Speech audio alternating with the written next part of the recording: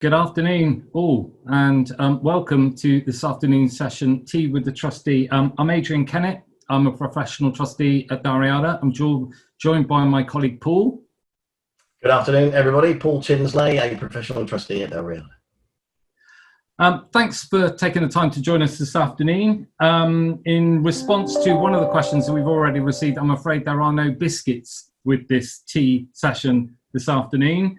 What we're intending to do is to talk to you about our experience of acting as professional trustee over the last 6 months, go through what we've experienced through this COVID situation, go through our experience of working with a range of different providers. We're trustee at Dalriada to about 200 schemes, so we work with a large range of professional advisors. We're going to talk a little bit about what we've seen work well, what we think we need to do some work on, and what we see as the future. We won't be making predictions around investment markets or wave number 2 of COVID coming along, but where we think the trusteeship activity may be taking us.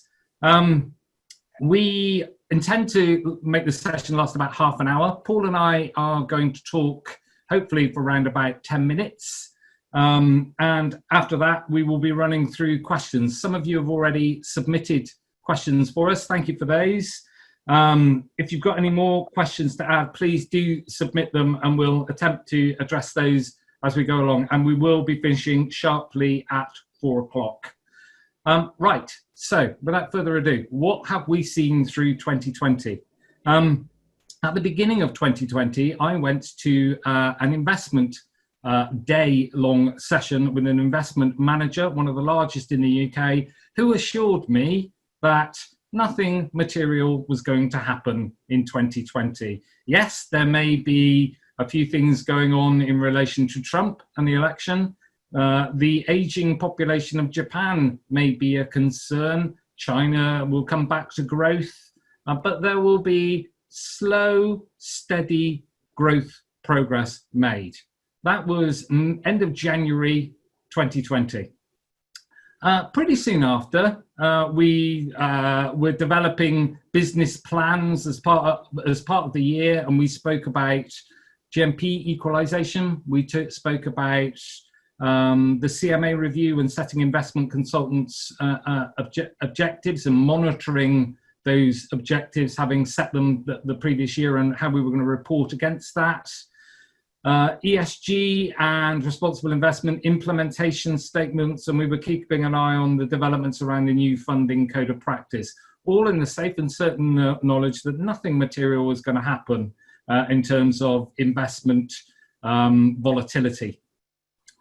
COVID hit, and the start of that process was a kind of slow, gradual. There was a lot of testing of admin capabilities, so it wasn't a one day you're suddenly not, one day everyone was in the office and one day everyone was at home. There was a gradual testing of admin preparedness, and there was a gradual flow of information towards the end of March. When the government announced that working from home would be effectively required, for those of us acting as trustee in the main, the immediate concern was around admin preparedness and the payment of pensions. There was a prioritisation amongst the administrators and a focus, a move away from SLA targeted reporting towards making sure that data was safe, making sure that people could converse with team members. The experience that I had there was a difference between what they were reporting to me and what I'd actually experienced if I tried to phone those people myself. I was assured by everyone that everyone was working as normal. Systems were fabulous. And then you'd phone someone and get put on hold for 45 minutes.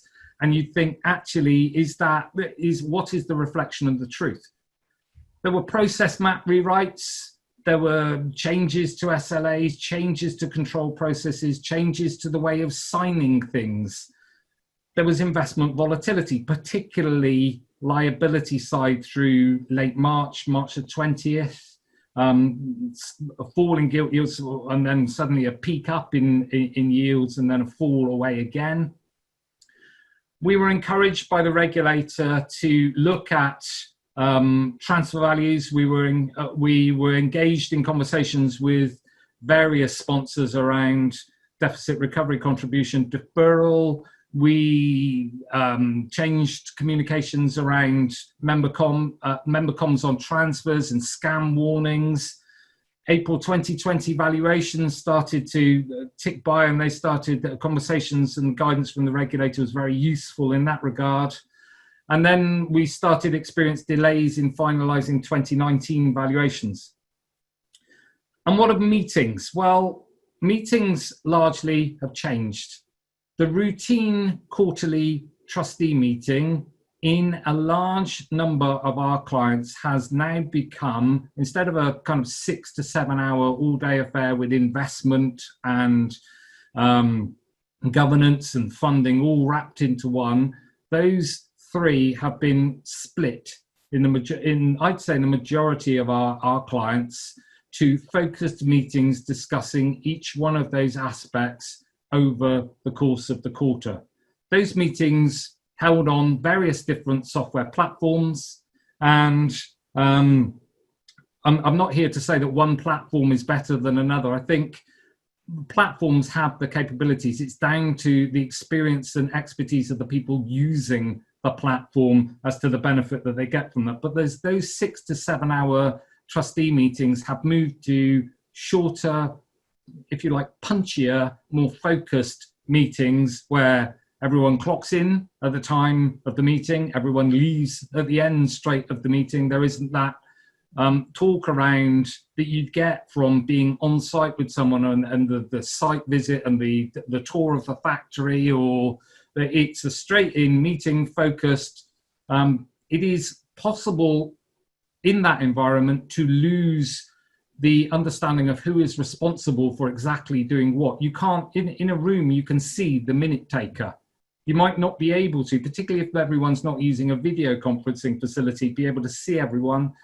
And some of the formalities that you get, there's a risk in some meetings that some of the formalities that you would get from having a 6 hour meeting are kind of lost in the process of needing to get straight down to business. So you might lose overlook the conversation around conflicts, or overlook precisely some of the more governance aspects. And then there's the question of, are you holding those meetings correctly, and do your rules allow? So I'm now going to hand over to Paul to kind of go through what we think has worked well in that environment, some of the challenges of working in that environment, and where we see things are kind of predictions for the future. Over to you, Paul. Thanks, Adrian. Yes, I agree with the comments that you've made. Just on a trustee meeting this morning, it was one of those short, focused trustee meetings that you mentioned, and worked incredibly well. We discussed the employer covenant and the very last remnants of the GMP reconciliation. Bagged that in an hour and a half, job done, so that we can move on to the next stage of the valuation. So that's all quite important to be able to get that done, rather than, as you say, waiting for the quarterly meetings, which in my experience, if you're trying to get any more than half a dozen people in the room, you really need to book these things annually in advance, particularly if you are going to have a trustee meeting that's going to last most, if not all, of the day. Whereas squeezing in an hour to an hour and a half in most people's diaries is actually doable at short notice, which is quite advantageous. So that's one of the things that I think particularly work well, where we do need to act pretty quickly to get an hour to an hour and a half in a correct diary, has been really quite advantageous. Certainly some of the aspects have enabled us to continue with trustee meetings, and focus on the areas which we need to focus on. But there are some aspects which are missing. Some of the key components that you get from an employer covenant review are based upon factual information and the information the company's prepared to disclose, particularly for an official covenant review, to the actual covenant advisor. Whereas if you turn up to the customer's premises for a trustee meeting and you meet the FD or the MD at reception, shake hands and just ask how's business, when you're not actually in the trustee meeting environment at that particular point and you're on a one-on-one situation, you can actually get a bit more of an insight as to what's actually going on within the business. Also, when you are halfway through a trustee meeting, you might sneak off for a cup of tea, where you might meet one of the shop floor workers or somebody from within the business, to whom you've seen a few times before because you've been at the premises, and they recognise you as the pensions guy. You can ask a similar question, and it's interesting again to get that kind of feedback. And then obviously what you're then being told from an official level, you can then put that into context. But I think in terms of one of the aspects of having this kind of trustee meeting, is there is a reduction in the emotional intelligence, and in a way it actually changes a lot of the aspects of the chair's job, being able to recognise that some of the trustee board may not be quite up to speed with what's going on. When you're actually sitting around the table, you can assess the body language of those individuals a lot more easily than you can when you've got a shoulder up view of a picture on a screen. So some of those particular aspects are actually missing. So I think there's a lot of advantages to these kind of meetings. It certainly enabled progress to be made in a very difficult situation when the government said, you've got to put your rear end on a seat and you're not allowed to go out anymore unless it's absolutely necessary. But there are some parts which it is missing, and we do need to think about how we can tackle those in a better way. So going forward, what would I expect? I think I would expect a mix of meetings, either face-to-face and virtual. I don't think we're going to remove virtual meetings at all. I think there's parts of it which are incredibly handy. But I think the majority of virtual meetings into the future will be taken up by things like subcommittee meetings, governance meetings, and the more straightforward stuff. It will be advantageous where possible, I think, to have full trustee meetings face to face again. That may always not be possible, obviously. And certainly if there are some key aspects which we do need to focus on, having an hour every now and again on an investment issue or one of those kind of things is very, very advantageous. So I'm not suggesting that all full board meetings will be face-to-face in future, but there are certain advantages in having those face-to-face meetings, I think, in future.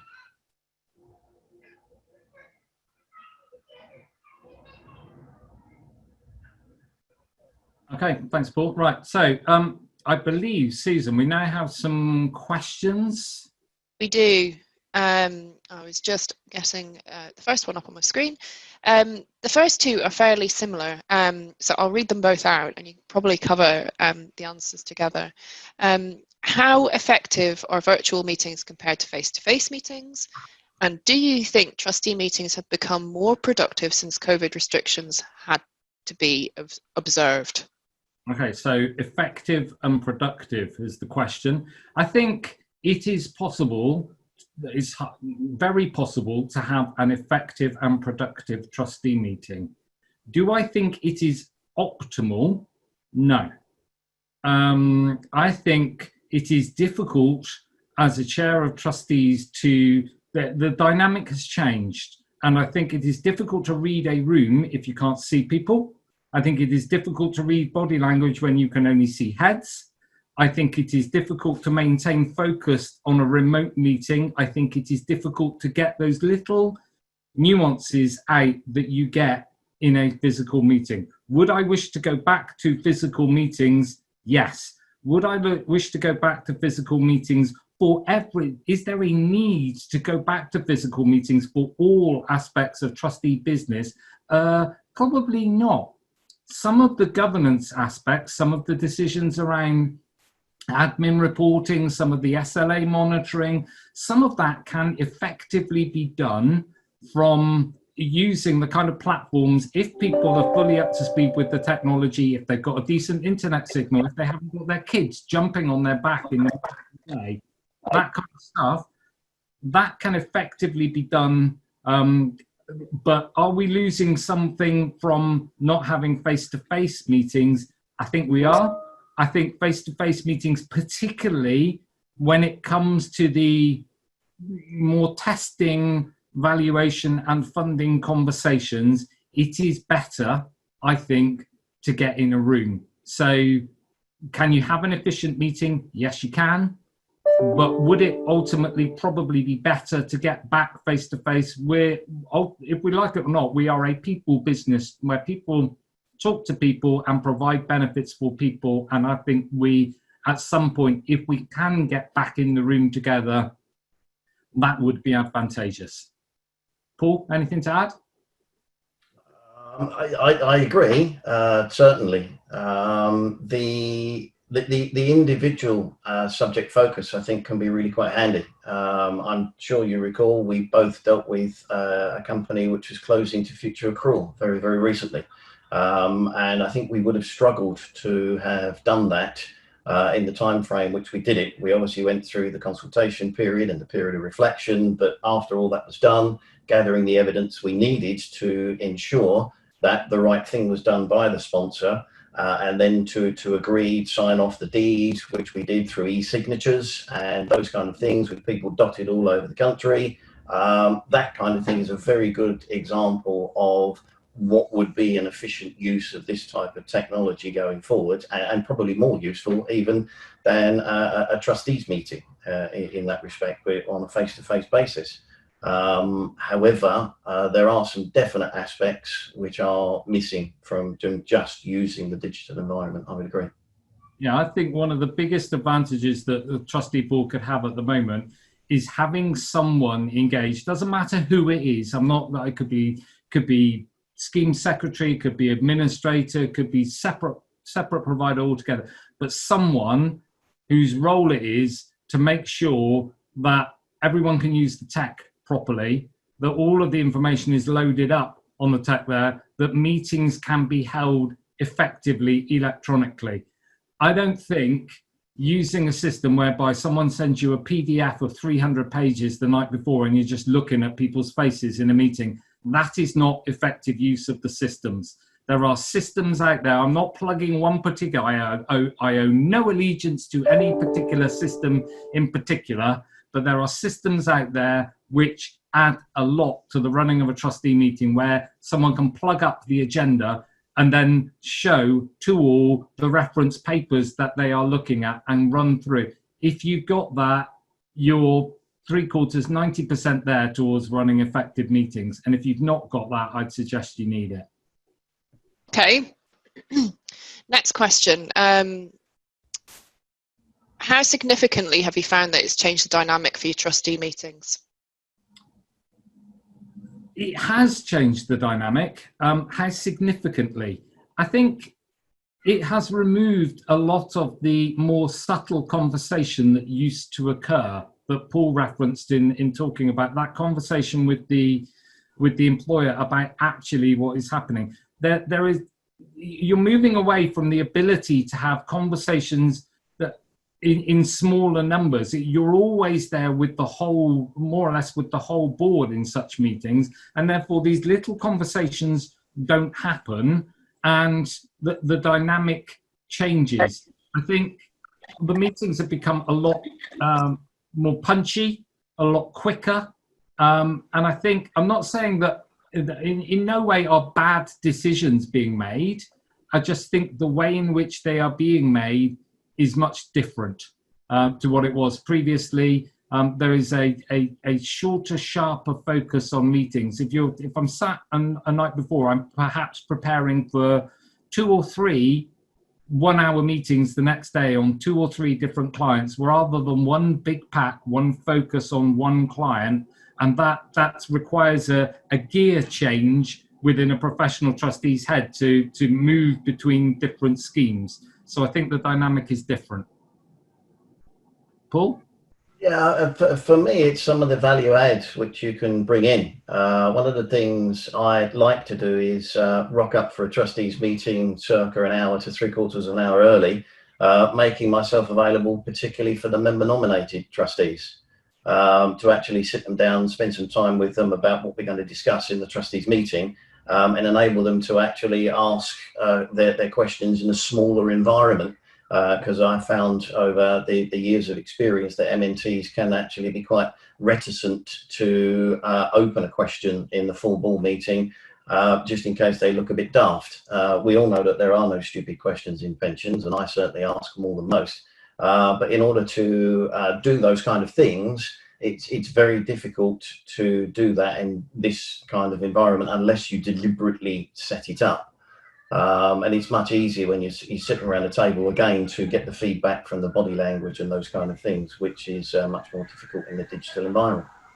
Yeah, I think there is a risk, particularly when talking about MNTs, that in a longer meeting, you would probably, as the professional trustee, find more time to ensure that they had a understanding of exactly what is going on. You would pay more attention, I think, to making sure that they were up to speed. In this new environment where perhaps you've got an hour to discuss a particular topic, you very much hope in both circumstances that they would have read the background papers. But if you're there face to face and you have that time, you can manage the meeting as such to make sure that they've got that they know the background behind the decisions that they're being asked to make.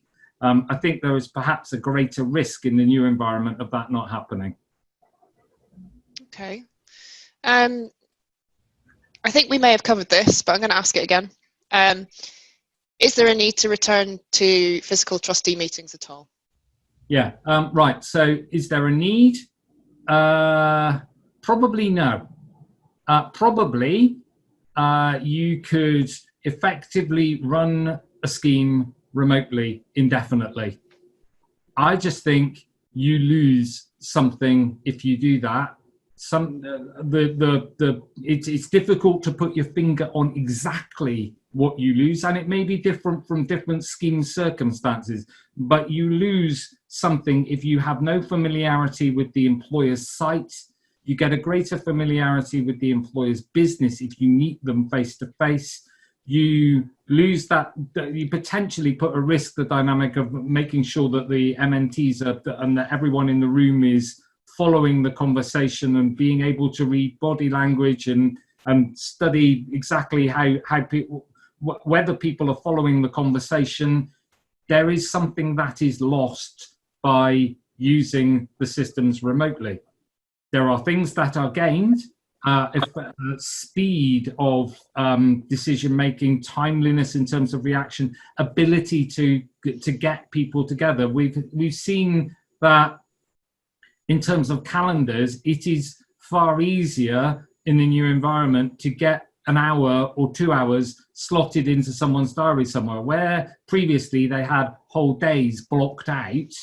In the new environment, you are able to bring meetings forward and make decisions more promptly, and that's really useful. If you think about, would you run these schemes are multi-billion pounds in various instances. Would you run a company of a multi-billion pounds by meeting once a quarter? You wouldn't. So why were we thinking that running schemes that way would get us the effective answer? There are pluses and minuses. I think it would be useful at some point in the calendar to meet face to face to enable you to address some of the negatives. I'm going to move on because we've got some questions that have come in over the session, and I'm aware we've got about 6 minutes left, so I'm going to try and punch through them. I'll direct this next one to you, Paul, if that's all right. Have you experienced more problems with administrators that had offshored services during this time? Paul? That's a good question. Personally, no. My personal experience here is that the vast majority of admin was actually done really quite well. I think the business continuity plans that the vast majority of administrators had in place have worked well. Obviously, it was the first time that they were really tested live with people, as Adrian suggested earlier on, within a week or 10 days working from home permanently when we got the lockdown on the 23rd of March. There have been some aspects. I wouldn't say it was undue delays in that respect.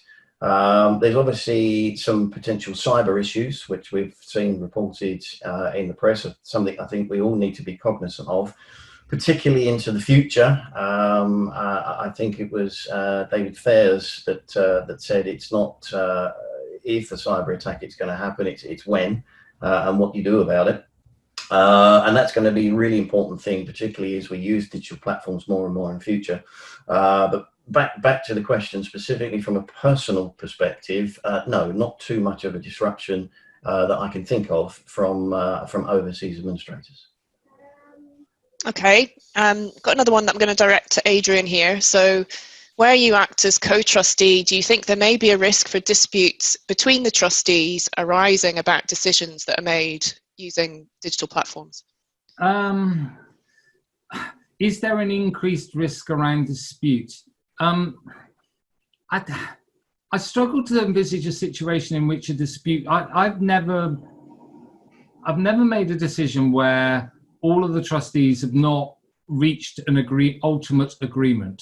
So I've never had a kind of 8-2 trustee board where 2 of the trustees have noted their dissent around a decision that's been made. So I'm struggling to see a circumstance where a trustee would be able to raise an increased probability of a potential for a dispute in relation to these decisions. I guess there is a possibility if you've not got the governance right, if you've not got who's responsible for which actions, the recording of those actions, the recording of the minutes, I guess we're entering a new territory in terms of making sure that clear responsibilities are set. If you're in a physical room, it's easy to see who the minute taker is. If you're sat and you can't see, you can only see people's heads, it might be a little bit more difficult. So there could be a potential that there is disagreement about the way in which a decision is recorded and that or who is responsible for a particular action. But do I think there would be a greater risk for a dispute about a decision made? I don't see that this particular the remote working lends itself to that particular problem. I don't think it's a digital platform that I agree with Adrian. I don't think it's a digital platform that would lend to it, but potentially, obviously, the economic environment in which we're in is going to be more difficult for affiliated trustees and their conflicts of interest. Okay. Yeah. Couple more just before we close off. Is there anything you'd like advisors to do differently to help make virtual trustee meetings more effective? Paul. Well, I was going to give Paul a chance. Go on, Paul. Sorry, I jumped in. Go on, Paul. That's a very good question, and thank you for the offer, upon which we will be taking all of the providers up, obviously. I think the key aspects are making sure that whatever we're going to discuss in the meeting, which can be called at short notice, particularly if we're going to focus on an hour or something like that, as I mentioned previously, traditional trustee meetings are typically in the diary at least a year in advance or something like that. If we've got something which is just 2 or 3 weeks in advance, I do appreciate with providers, it's a bit of a rush to get things then delivered in the old way 2 weeks ahead of the trustee meeting to give everybody a chance to read it. But certainly delivery as early as possible, most definitely. That enables the trustee board, particularly the MNTs I mentioned earlier on, to get their heads around it. And where appropriate, phone through to the professional trustee saying, Paul, I don't quite understand this. Can you explain it to me, please? Ahead of the actual meeting itself. Those things are very, very handy. I'll be super quick, given it's 15:59 on my clock. There's 2 things I want. I want to be able to see people. Try always to make sure that advisors are visible on a video conferencing system. And secondly, it becomes in this environment where there are shorter, sharper meetings, it's much more important that we read the docs before we get there. So background information in advance, not on the day, not on the evening before. if you had a quarterly trustee meeting, you would have been getting your papers to the scheme secretary 10 days in advance. Well, don't look at the fact that we've got 3 2-hour meetings any differently. We still need those papers well in advance. I know that, you know, it's a dynamic situation and things are rapidly changing, but the traditional pleas remain. We like to see people and we like papers well in advance, because catching up and running 3 trustee meetings in a day is testing. Right, it is 4 o'clock. We said we would end sharply at 4 o'clock. Thank you very much, everyone, for attending. I believe most of you have email address and contact address. If there's anything further you want to discuss on any of the subjects that we raised, then please do give us a shout. I'm off to go and experience the 34 degrees heat that is the south of England at the moment, and I wish you all a very happy afternoon. Thank you very much. Cheers.